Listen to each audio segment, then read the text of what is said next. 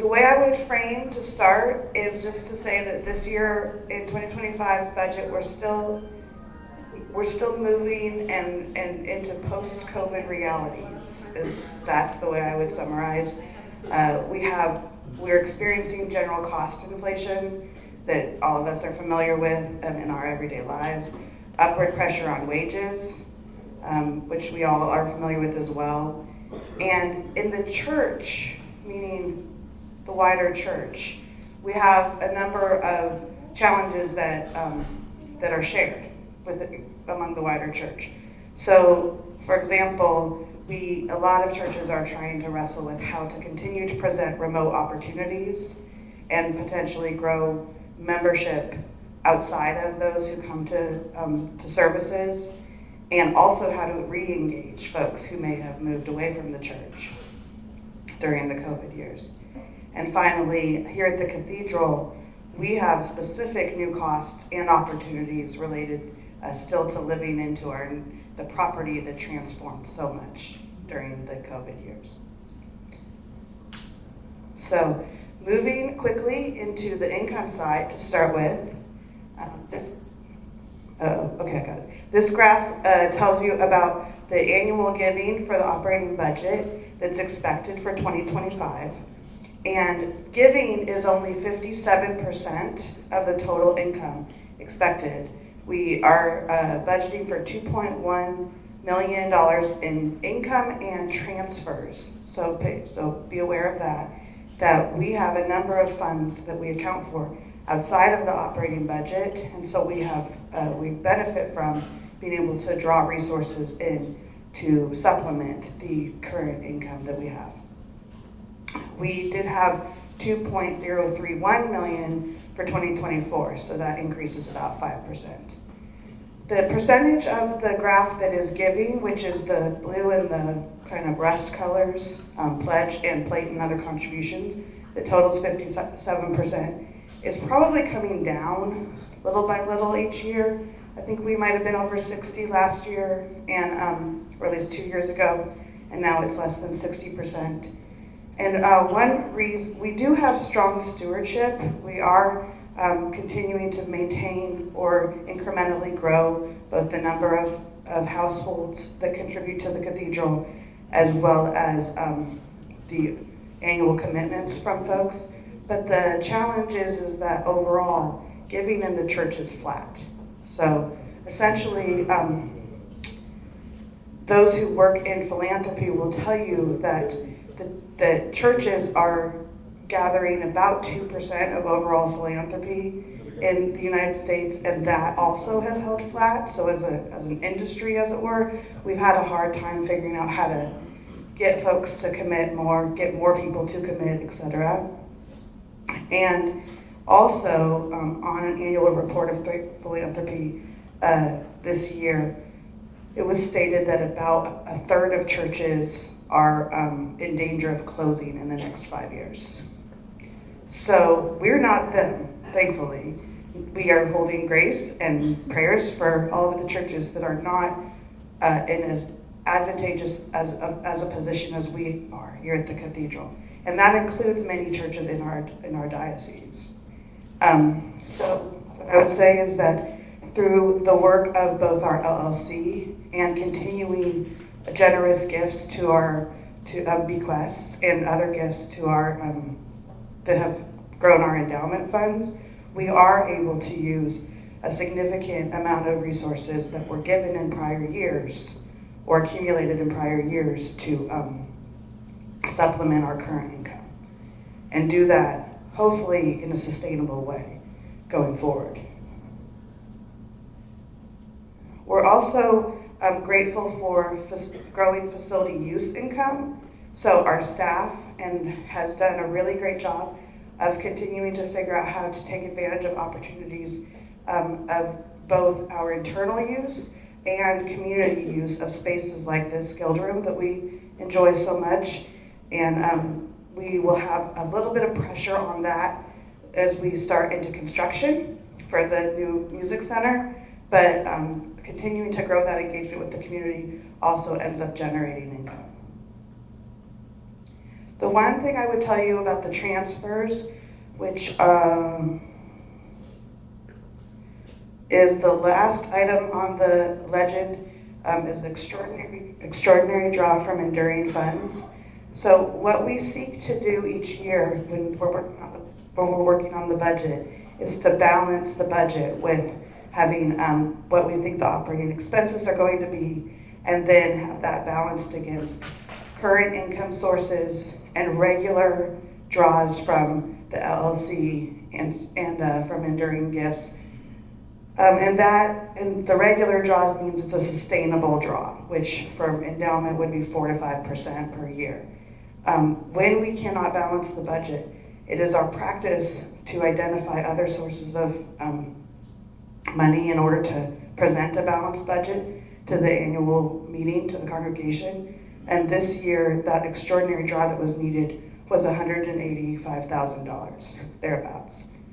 That is up about $20,000 from last year. And there's a particular reason for that if we want to kind of tie one income to one expense, and we will get to that. But anyway, that is something we want to call out and say, this means that the amount of resources that we're drawing out of our enduring funds right now still is not at a sustainable level. We are in no danger of closing. We have lots of resources, but it is something that as a community and as a staff we're challenged by and we continue to struggle with.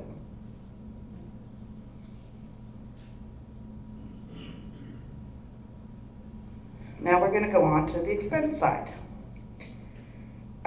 So in general terms, one of the things that sometimes surprises folks about the church budget is how laden it is with personnel expenses. So for whatever reason, I can say that was true for myself when I first started coming to the Cathedral and then was on chapter. It took me a minute to really make that connection of like, oh, we have a lot of personnel expenses. Oh yes, that makes sense because people is how we do what we do, right? Fellowship and connection and pastoral care is all people work. And so we are about, I didn't run the percentages, but usually in close to 80% of our expenses. We're at 1.3 million this year in expected personnel expenses. We have managed in 2025 to maintain our personnel expenses as essentially flat to what they had been in 2024. And the way we've achieved doing that is we have 2 positions where we are reducing the number of hours that we're expected to have those positions carry. One of those positions is our reception registrar position. Judy has come back from her medical leave, and she's come back at 80%. So she's not working full-time any longer, and that seems to be working. The organist position also was vacated, as you all know. The sub-organist position was vacated, don't want to scare anybody, in May, and so we are continuing to work on getting that position rehired at a reduced amount of hours. So one of the things that we have talked about for over the years is that we do need a second person in the music department because for any of our chorister activities, there need to be 2 adults in the room at all times, right? So it's both a necessity for the quality of our services so that we don't have Martin trying to do singing and organ playing and conducting, and also that we need it for safety reasons for our kids. I think most all of you are familiar faces to me, but I'll just repeat because it always bears repeating that the Episcopal Church has fairly robust benefits for staff. And in about 2013, there was a push at the General Convention for parity between clergy and lay benefits. So clergy benefit from a pension program, and the church contributes 18% of their cash compensation into their pension each year. And lay staff, in order to make it comparable, we have a defined contribution plan or a 403B, and the church contributes up to 9% into the lay program, the lay 403B program. And the way the 18 and the 9% are sort of achieve parity is that clergy compensation is not subject to payroll taxes, but lay compensation is, and payroll taxes are about 8 to 9%. So essentially, if we hire, whether we hire somebody who's ordained or not ordained for a particular ministry position, the cost should be about the same. We also have a really robust health insurance program. So the Episcopal Medical Trust, which is how we get our health insurance in the church, is a self-funded program, and our bishop actually served on a task force in the last couple of years to look at their plans and see whether kind of what was going on and whether there were any cost-cutting areas available. And at General Convention this past year, a resolution was actually passed for, at the national level, church pension group that runs the medical trust has to balance the plans individually. And what that meant for us is that our premium only went up about 3% this year, but some other plans went up about 12%. So I just wanted to kind of call out that's work that's going on at the national level that at least this year benefit us.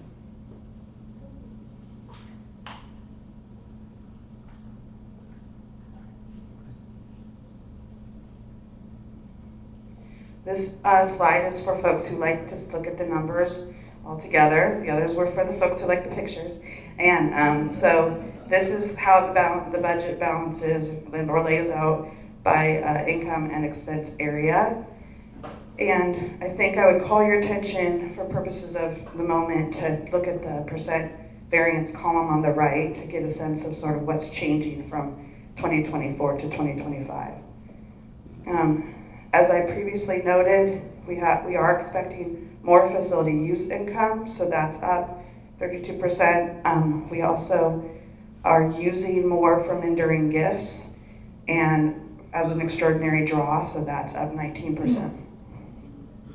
We did not have, last year we had an undesignated bequest that we could draw from, and so that's going obviously from 80,000 to 0. We don't have that available this year.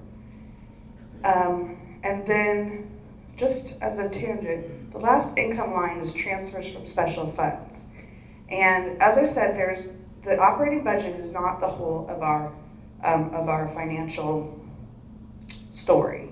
We have 3 other major funds. The special funds, which are all of our designated restricted ministry funds. We have the major gifts campaign that is being accounted for completely outside of the operating budget, but the campaign and the construction project associated with it. Our enduring funds, which makes up all of our endowed and quasi-endowed investments. And then in addition to that, the Nutmeg and Olive LLC has resources, and they are a wholly owned subsidiary of the Cathedral. And so those are kind of all the pieces.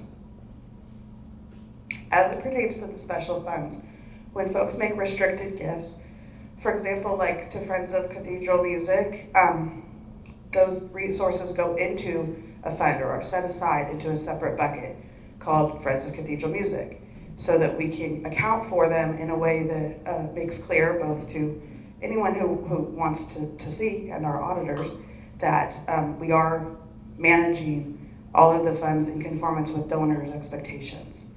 And so the special funds, however, may or may not have purposes that are mutually exclusive from things we do in the operating budget. So if there are things if there's overlap between the purpose of money that comes in as restricted and what we account for in the operating budget, nonprofit accounting principles say that we use the restricted money before we use the unrestricted money. And that's counter to church culture, I would say, but we do try to protect the funds of active ministries and not get them usurped in any way, and work with ministry leaders on those funds. But we do have certain funds that, as I said, do not have purposes that are mutually exclusive, and from the operating budget, and so we draw from special funds. That special funds number also includes certain funds that are actually in the endowments, in the enduring funds, and have restricted purposes, and they pass through. So for example, we had grown a music endowment in the last few years, and then this year we actually have another brand new named music endowment, and those resources can support the compensation costs for the music. On the expense side, you can see the largest variance numbers in sort of the center of the expense rows in hospitality, Christian formation, and congregational life.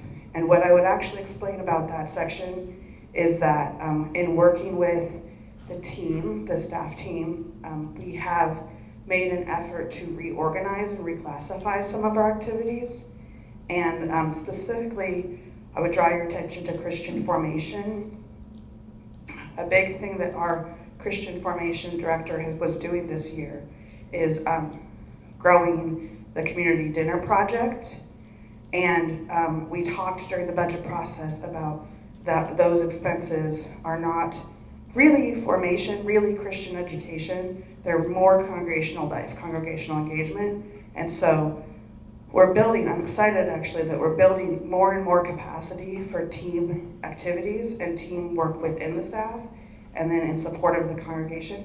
And so we've moved some of those expenses that previously were accounted for under formation into congregational life, for example, and to sort of isolate things in a more functional way. So just to summarize the high-level changes from 2024, we are providing a 2.5% COLA, cost of living adjustment to our staff. We do have increased expenses for contracted services. I'll identify a couple of those in a moment. And utilities. We have made the chapter has made a pledge of $100,000 to the diocesan capital campaign, and we're paying that at a rate of $20,000 per year over 5 years. That is in the operating budget.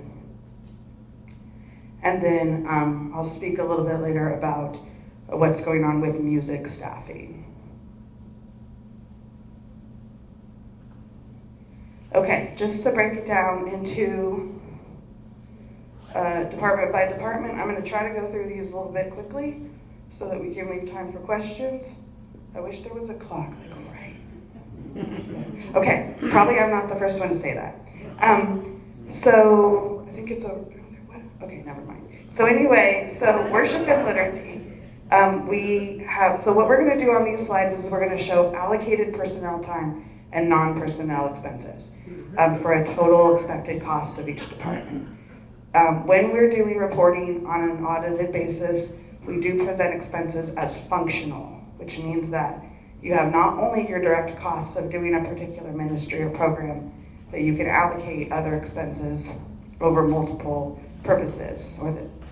So in this department, for example, we have about 25% of Penny and Richard's time, about 75% of Brooks's time, and then a small allocated portion of most other staff to support the development and presentation of our worship and liturgical services.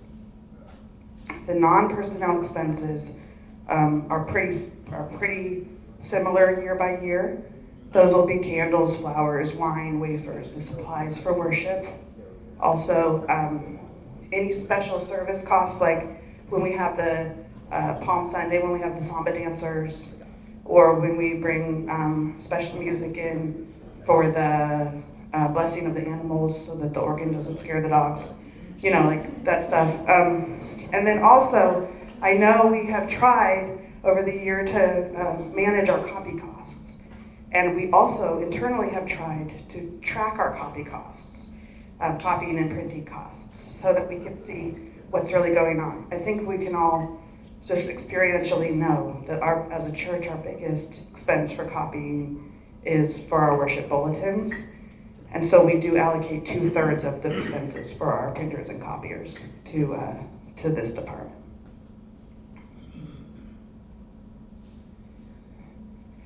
Okay, so on the music, the music department is allocated personnel is probably the least allocated. So we know that Martin Green leads the music department, and as I said earlier, we are in the process of replacing the suborganist position. We're hoping to have a new hire by April at a reduced number of hours. The other thing that we've been trying to do since coming back from COVID, is finding ways to relaunch the chorister program, and that is happening, but it's happening more slowly than we would like, and that has a cost to it. So what happens is the evensong is usually sung by the choristers so it will be the girls and the men, so girls and the adult men is the St. Cecilia's choir, and then the cathedral choristers would be the boys and the men. Because most of our choristers are on the young side and on the inexperienced side, we're having to supplement for evensong with more adult singers. And those adult singers, especially for evensong level works, are professional or semi-professional. So we pay those folks. At the same time, we have a long history of we were not paying our staff singers, our choir section leaders, at a level that was commensurate with the market. So when I started working here 2013, we were paying them $13 an hour. And over the years, we were able to move that to 18. And in the last couple of years, we saw a lot of churches in the city move to $30 to $35 an hour. So that's what we have done. But obviously, when we now see a need for more hours, those two pieces clash together, right? The increased rate and the number of hours. And so there was an ask this year by the music department of chapter to make a substantial commitment in increased hours for the section leaders. And the chapter accommodated a small increase over what was used in 2024, but not entirely what was asked. And so Penny's gonna love this, but I am inviting anybody who has thoughts about this to tell Penny about it. So I think one of the things that we are trying to figure out is, at least I'm not a musician, but I still think that our music is amazing, and I'm not sure where we need, where the pieces are that are gonna need more or less. And so that's the kind of balancing that we're having to do right now, is we're not able to say yes to everything, right? We're having to sort of figure out a little bit of this, a little bit of that. What I do know about the staffing for services, the choir section leader staffing, is it has been difficult to get a full complement of 8 to 9 section leaders for every service. And so one of the ways I think we have managed with a lower budget is that ultimately we don't have that many every service. So I think what's happening is we're trying to budget for the highest liability, the full complement, but I think probably if we had Martin here, he would say that most times he has, instead of 9, he has 7 at rehearsal, or 7 at a service, or 6. So it's just not allowing us, from that perspective, to have as rich a choir experience as we would like.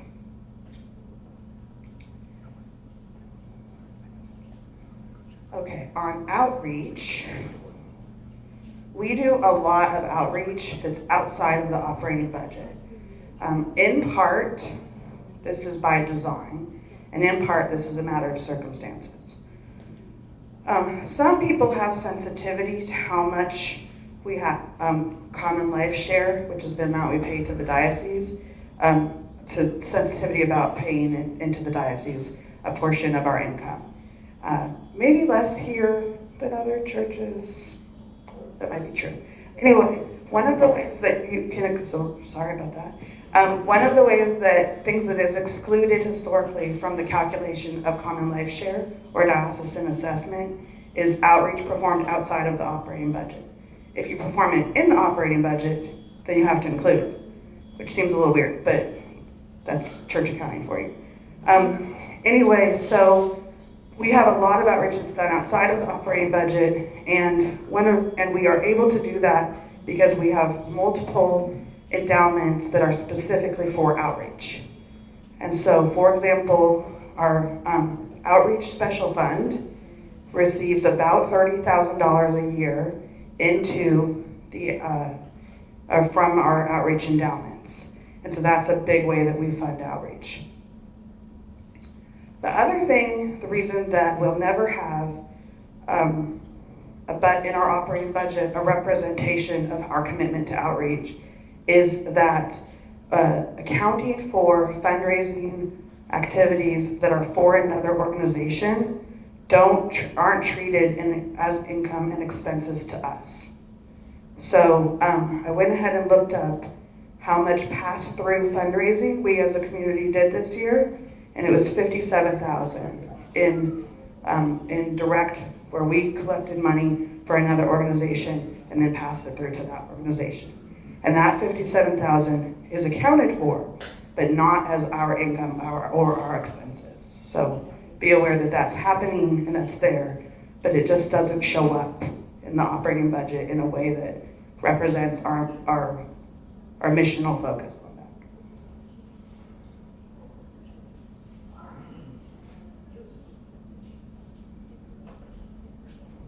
All right, moving on to hospitality and fellowship. Hospitality department is led by Kathleen and Jen Zhao. And when we account for our facilities staff, and we refer to them as our facilities and hospitality staff, because there is a lot of time that our facilities staff spend in doing prep and cleanup for events, both our own and for our community, the community rentals, folks who use our facility. Volunteers are always welcome, right, Kathleen? Yes, please. So to participate, help with setups and for these events. And one of the things that has gone on this year is there's been, for the last several years, is this partnership with Voices of our city has engaged a number of their members in helping out with our events, including us hiring some of those members and having some crossover in that partnership that we have with Voices. So that is an area where we're doing that. On the non-personnel expenses, one of the surprising things over the last year or two has been that our laundry expenses, the laundering of our linens, etc., is up about threefold to what we were spending before. So that is a hit to this particular department.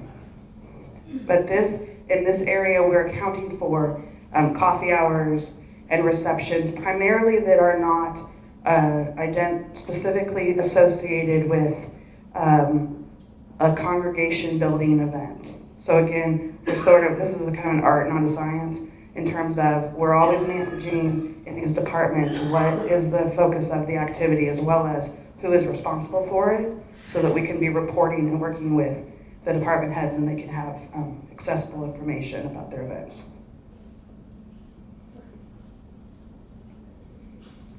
We've touched on formation a little bit earlier, but I just would add that we're talking about formation in this context. We're talking both about adult education and children, youth, and family. Both of those are housed under this same header. Richard leads our formation along with Kate, our CYF minister, and Penny supervises the team of volunteers who work on and plan our adult formation activities.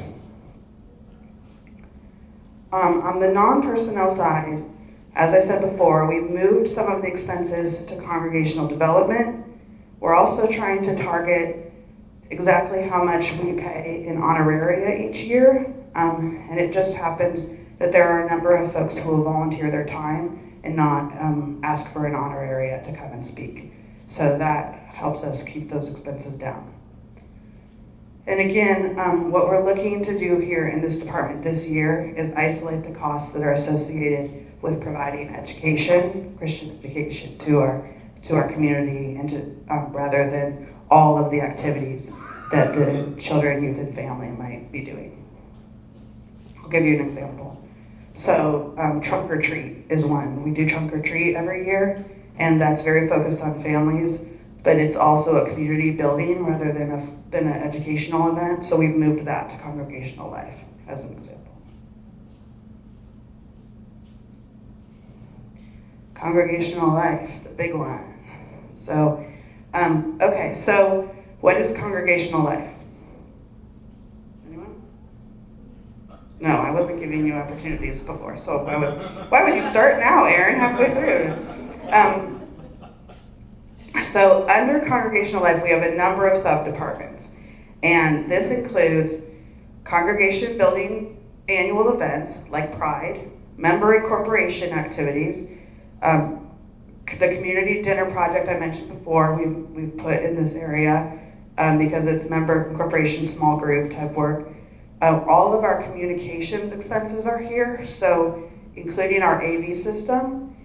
And here in 2025, we have a new AV maintenance contract, which was an added cost, but hopefully is going to make that help us to know what those costs will be rather than having surprises for our AV expenses. Our annual stewardship campaign costs are in this department as well, and the personnel who are primarily allocated here are Penny, Richard, Kate, and Wayne, especially Wayne, our communications director.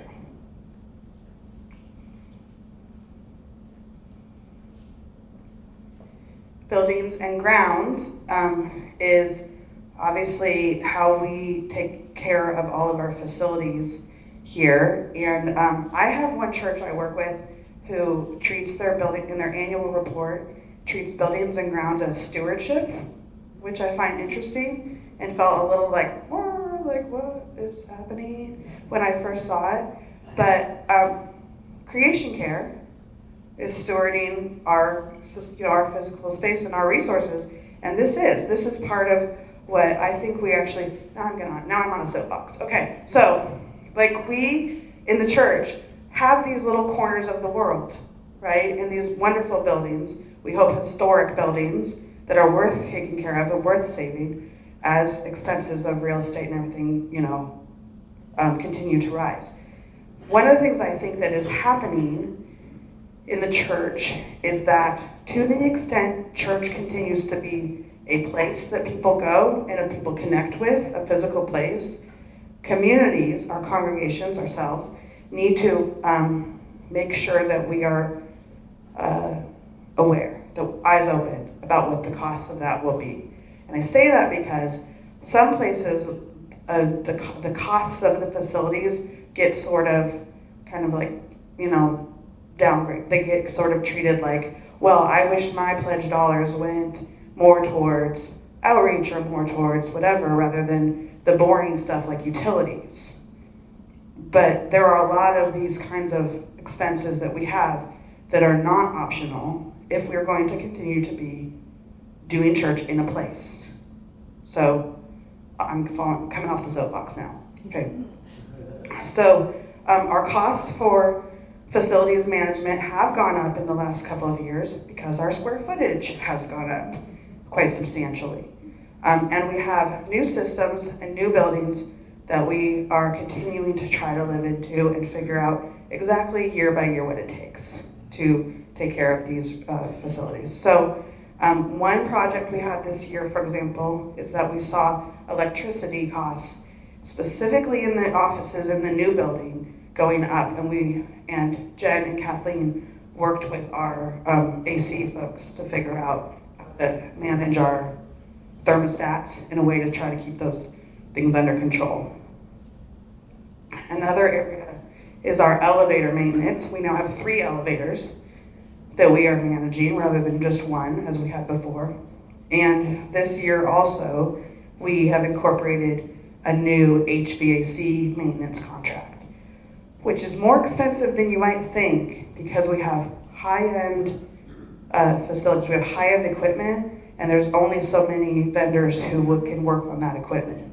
So that's kind of another another result, maybe an unintended consequence. We also got Jen roped into the budget process, and she advocated for appropriate amounts of money for things like annual tree trimming and the kinds of repairs she sees, boots on the ground.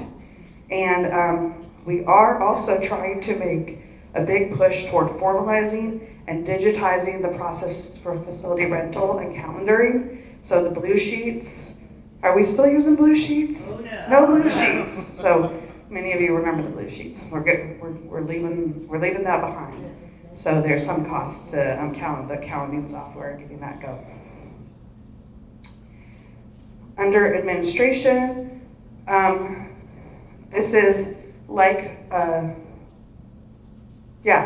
facilities expenses. These two departments are the departments, as I said, where we have non-discretionary spending. So we've got more non-personnel expenses than personnel expenses. So just to break down the majority of the non-personnel here, our insurance, our commercial liability package is $62,000 this year. Our audit is about $20,000, and telephone, internet, and IT support combined is about $48,000. So if you add those up, you get not that much left out of that $180,000 number on the screen. That just gives you that sense of, we've got some big ticket items, they're necessities, and we've got to find ways to pay for them. On the personnel side, we do have an intention in this presentation and in our audit, et cetera, to allocate folks who you might say are administrative staff, like I would say Kathleen and myself, among other departments. And that is an intention. It's intended to as accurately as we can, reflect how our roles support the ministries of the church. So that's why you can see lower personnel in administration. I just want to say, in no way are we trying to be non-transparent about costs. So if anyone actually says, like, I want to know more about the numbers, you can talk to Betsey, you can talk to chapter members, Penny, come to the office, let us know what information you need, and we'll figure out, what is appropriate from a confidentiality and HR standpoint if it's personnel related. But just want to say that. Finally, the diocese, Common Life Share, which is our diocesan assessment, is 10.5% of our operating revenue from 2 years ago. It's a look back formula. So this year that's $223,000, and then as I said, we have this additional $20,000 commitment for the capital campaign to the diocese. So that's where that number comes from. So operating expenses broken out functionally by ministry in the way that we just went over them changes the look of this graph a little bit. So personnel, when you get personnel involved in each of our ministry areas, you get a different sense of how money is spent and how our folks are spending their time. So that's what this story that we're trying to tell with the functional presentation of our expenses.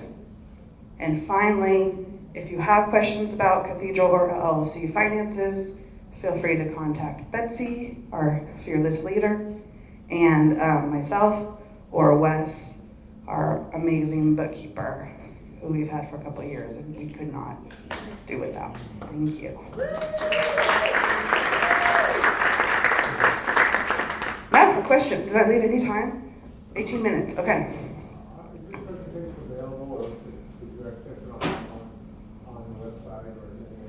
Richard, can we post it? Yeah, we can post it. We've also recorded the entire thing, so. Okay, and can you tell us a little bit more about this diocesan spectral assessment or capital camp? I'm sure I know what the college sector is called. We're giving them $100,000 extra money for what?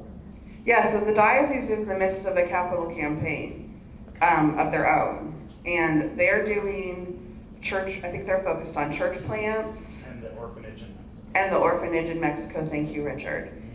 So those are the main focuses of their capital campaign. And the chapter has committed $100,000 from the Cathedral in support of their capital campaign. Yeah. One other quick question, is the 10% assessment, is that church-wide or is that just in our diocese? So the question is the 10.5% assessment to our diocese a church-wide figure, or is it diocese by diocese? It's diocese by diocese. So each diocese decides. LA is at 12, I can tell you. This is the single lowest diocese for assessments. And we're the lowest of all the dioceses is. Other questions?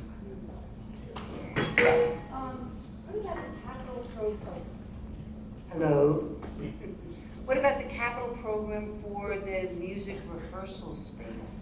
Is that included in any of this, or how is that? If you can give us a little update on that would be great. Yeah, I'm gonna make Richard do it. Oh, okay. And it will be presented at the annual meeting. But as I said at the beginning, the operating budget is just one component of our financial picture, and the campaign and the construction project are managed outside of that. Yeah, and so a quick update that I can give is that part of what's going on for that project is a miniature third floor project, putting in a new bathroom up there. That's the first thing that can happen so that Voices of Our City can move into a new administrative space on the third floor, and then we can actually begin looking at starting construction in earnest in the basement area of the Great Hall. So while I do not have a timeline available, just because we're gonna deal with the city, and God bless the city of San Diego, it's gonna take some time to do the paperwork. So the first domino to fall is just getting this upstairs bathroom. That should be done between the first and second quarter of this year. And then we can really start in earnest to see the fruits of everyone's labor transpire into the music center later on. So I wish I could give you a firmer idea of when that will happen, but yeah, it's at this point filing with the city, so.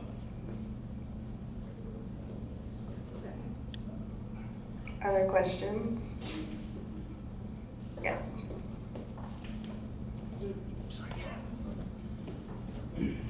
Thanks. Can you just give us an example of some organizations that represent our, quote, pass-through fundraising and returning those funds to outside organizations? Yeah, so we do a backpacks drive for St. Mark's, for example, or I think we did some fundraising for Refugee Net this year, for example. Yeah, so those are situations where every dollar that's fundraised gets directly passed through to the other organization. And also Camp Stevens. And Camp Stevens. Anyone else? Throwing some out? Yeah. Yeah, the Good Friday service always goes to Jerusalem as directed by the bishop. Yeah. Yes. This is kind of a stupid question, but I just wondered, hospitality, where do you get your coffee? Is it Kroger? Is it Starbucks, chock full of nuts? Or is it Maxwell House? Just checking. Costco Rex. Costco, what's Nice the big brand? 5 and 3.5 pound bags. What's the brand? What's the brand? No, It big brand. varies. It varies. No big deal. Did you want a bag? No. Okay, He wanted to know when to go to college. Yeah. We'll take donations of that any day. It's Not what's on. It's a funny question. No stupid questions. Costco. Anything else? If there's nothing else, let me just run up here. I'm Kathleen. I'm your Director of Administrative Operations. Hi, everybody. And I'm standing here only and supported by one of the biggest pillars here at the Cathedral. We have Erin Sacco Pineda and her ESP group. We have, pardon me? And I haven't gotten there yet.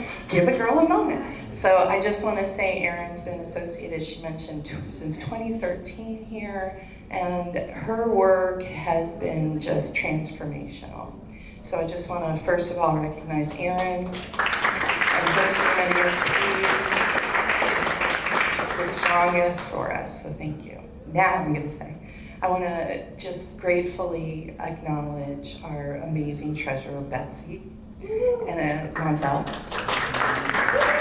who in her retirement is not really retired. She comes here and supports us in both, her unerring expertise, presence, and even emotional support for a lot of us. So I just want to acknowledge the treasure that is our treasurer, Betsey Monsell. Please.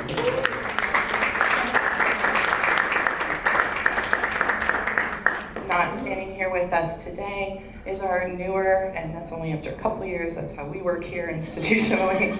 We're all here for a minute. Wes is Dayhoff.